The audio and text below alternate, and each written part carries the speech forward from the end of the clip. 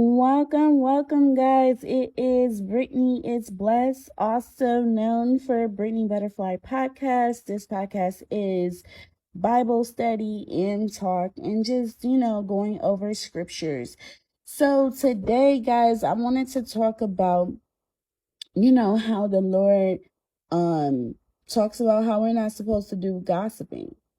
And honestly, a lot of people don't realize the effect of gossiping and how it hurts, a lot of people. So, um, one of my favorite quotes for today, it says, "Be holy, for I am holy." First Peter 1-15. And that is not to say that we're always going to be, you know, perfect. Nobody's perfect. You know what I mean? So we're not going to be perfect. And, God doesn't expect for us to be perfect, but he does want us to try to live righteous. And one of the things about being righteous is being holy. When you're righteous, you're basically holy. And, because God was without sin, when he walked this life, he did not sin, not one time. And it can be done. And it has been done, not only through Jesus, but we hear about, people like Enoch, who was an upright man, and he was taken up to heaven early because of how upright he lived. Along with Job, who was considered a righteous man as well. He was not taken up to heaven early, but God has told Satan, he says, "Have you considered my servant Job, who is upright and righteous?" And I believe Satan said something like, "Well, the only reason why he's upright and righteous is because you have blessed him tremendously." So apparently, Satan believes that the only reason why we're living right for God is because of the things that we're doing for God. So we have to ask ourselves, are we doing the right thing because it's the right thing to do, because we want to be a great steward for the Lord? Or are we doing the right thing because we looking for something beneficial behind it? Because first of all, we cannot use God and we cannot outsmart God. So if we were to think like this, clearly God is going to put your blessings on hold, because you can't outsmart the I am, the all power, the Alpha and the Omega, the King, the everlasting. You can't outsmart the Creator. You know what I mean? So we have to ask ourselves, are we moving correctly? And if we are moving correctly, are we doing it because it's the right thing to do as being a servant to God? Or are we doing it because we're looking for a blessing behind it? So part of doing the right thing is the topic that leads me to today is, gossip.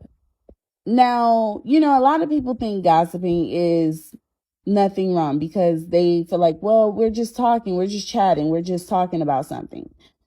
And honestly, it can be looked that way, because I remember growing up, you have your friends and you guys are talking and things like that. And honestly, it doesn't seem like nothing's wrong until you start talking about people badly. Now, honestly, it's not for us to judge. It's not for us to judge, because why? God is the judge. He's the one who's going to judge all things. So it's not our place to judge other people. Now, how we even got on this topic is because let's take a look at Tia Mowry and her husband, Corey Hendricks, right? These two couples. Now, these are celebrity couples that people just find interesting. I don't see what's interesting about them, because they're not living a life for God. How do I know this? Is because God says, know them by their fruits. First of all, the whole situation, period, is just outrageous because I don't feel like this is supposed to be publicly announced that why their divorce is happening and this and that. I don't think that the world needs an explanation on what happened with the covenant that you made with your spouse and God. This is a at-home conversation. This is not a public conversation. And when you sit up here and let your left hand know what your right hand is doing, you give all these different outlets, these different people to have a say on what's going on. And the thing is, when other people have a say, they get to say things that's not true, that could be true, that, it's just not right. This is a covenant that you made with the Lord, so you should take it with the Lord. Not with your publicist, not with your sister, not with this, not with that. Because they are not the ones who blessed you in this marriage. A marriage is a sacred situation. And it's for the family to celebrate it, and the thing is, what are we doing to contribute to the situation? Are we uplifting these folks? Because these are two normal individuals just like us, but yet we put them on this platform like as if they're great and that they're a god and we're idolizing them like they can't go wrong. Now I hear so many people saying, oh, I can't believe not them, not Tia, not Corey. Why not them? They're normal people just like us. How come they can't fall short in a marriage? I mean, God forbid that they do. I mean, because who really wants to get married to only get divorced? I don't believe no one wants to commit 14 years of their life to a spouse to only get divorced later. Mind you, everyone has so much to say, but have anyone considered the children that's a part of this covenant? When they made this covenant with God, they also included children, offsprings. These offsprings have to deal with this trauma that's happening now.